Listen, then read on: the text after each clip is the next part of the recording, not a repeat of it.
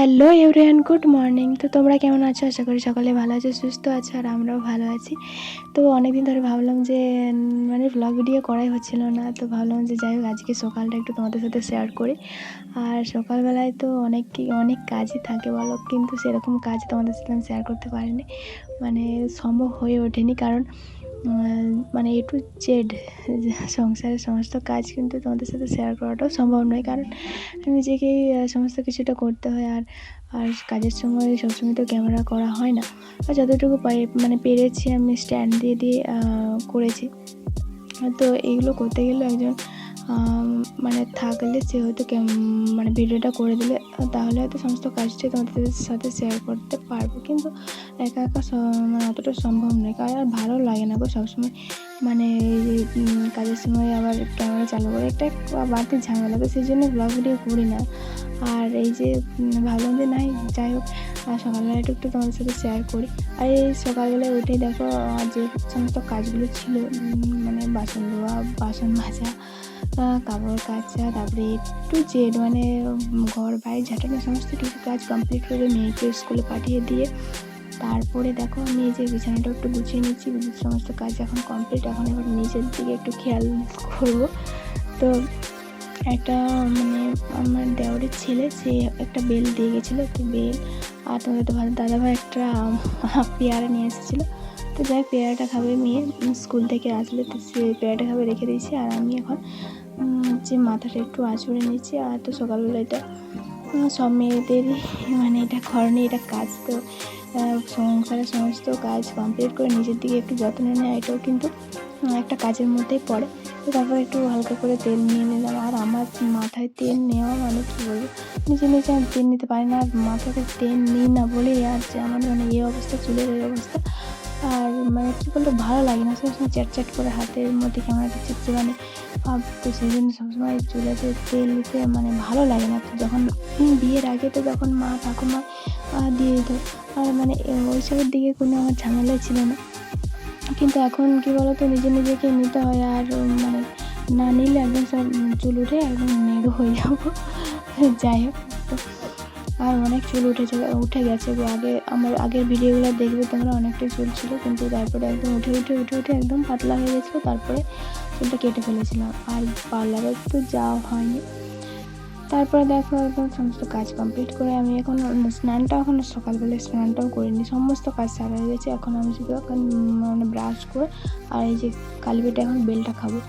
তো বেলটা দিয়ে গেছে, আগের দিন বলেছিলাম যে আমাকে একটা বেল মানে ওদের আছে অনেক, তো সেই জন্য আমি বলেছিলাম একটা বেল দিয়ে দেবে, বেল পাতা দিয়ে দেবে, তো দিয়ে গেছিলো সকালবেলা। তো সেটাকে আমি এখন ব্রাশ করে সঙ্গে বসে পড়েছি, এখন খাবো। আর মানে এতটা পরিমাণ মানে কি বলবো, আর বেল আমাকে খেতে ভালোই লাগে, কিন্তু যে আঠার জন্য না একদম মানে খেতে ভালো লাগে, কিন্তু আঠাটার জন্য প্রচুর আঠা থাকে, একটা বেলে প্রচুর আঠা থাকে, সেই জন্য মানে খেতে মন গেল, মানে আঠার জন্য না একদম ভালো লাগে না। তো যাই হোক, আমি ফাটাবার চেষ্টা করছি। আর নিচটা আমাদের মাটির বাড়ি, কিন্তু মাটির বাড়ি হলেও নিচটা হচ্ছে মানে সিমেন্ট দিয়ে সান বানানো আছে। তো ভয় পাচ্ছিলাম যে সানটা এখন মানে ফেটে যায়, তো ভয় করে আমি মানে কাছাচ্ছিলাম বেলটাকে ফাটাবার জন্য।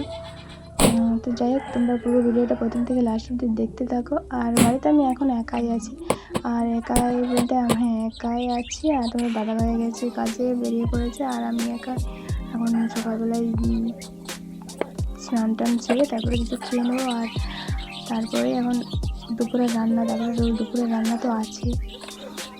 তো চলো পুরো ভিডিওটা প্রথম থেকে লাস্ট অবধি দেখতে থাকো, অবশ্যই ভালো লাগবে। আর যদি ভালো লাগে অবশ্যই তোমরা বলো, আমি ব্লগ ভিডিও দেবো।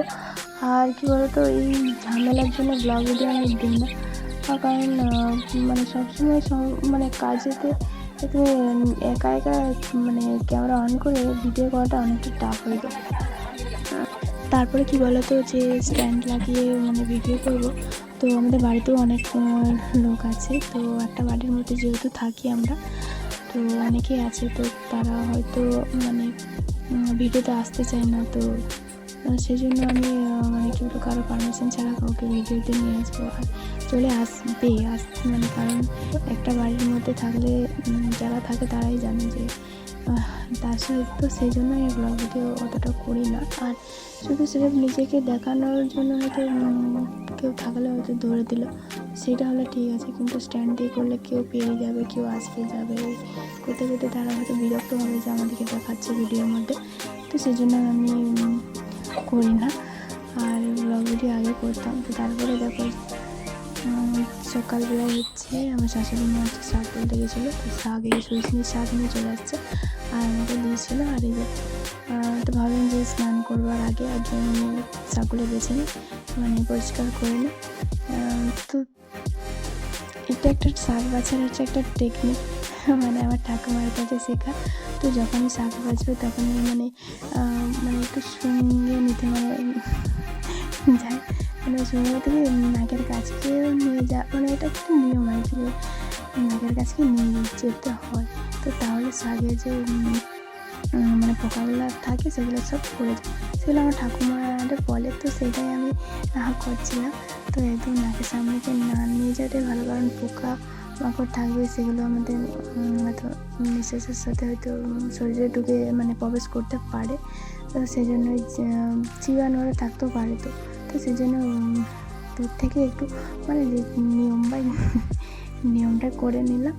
যাই হোক, বলতো ঠাকুমা, মা ঠাকুমা সবাই করতো, তো সেইটাই মানে আমরাও চালিয়ে যাচ্ছি। তো তারপরে দেখো এই পুচকুটা হচ্ছে আমার কাছে, মানে যখন একা থাকি এই পুচকুটার সাথেই আমার টাইমটা পেরিয়ে যায়। কারণ মেয়েও তো স্কুলে চলে যায়, আমার হাজব্যান্ডও বাড়িতে থাকে না, আমার কাজে চলে যায়, তোমাদের দাদাভাই। আর তো একা যখন থাকি এই যে ও আমার কাছে চলে আসে, আর টাইমটাও আমার মানে সুন্দর পেরিয়ে যায় ওর সাথে গল্প করতে করতে। আর ও দেখো পুটুর করে মানে আমার সাথে গল্প করেই যাচ্ছে মানে এখন মুখ ফুটে গেছে, সমস্ত কথা একদম বলতে পারে। তো যাই হোক, ওর কথাগুলো শুনতেও খুব সুন্দর লাগে। আর তো দেখো ও মানে কী বলবো, আবার ভিডিও করলে ও তো আমার সামনে আসবে। তো চলো, ভিডিওটি কেমন হলো অবশ্যই জানাবে।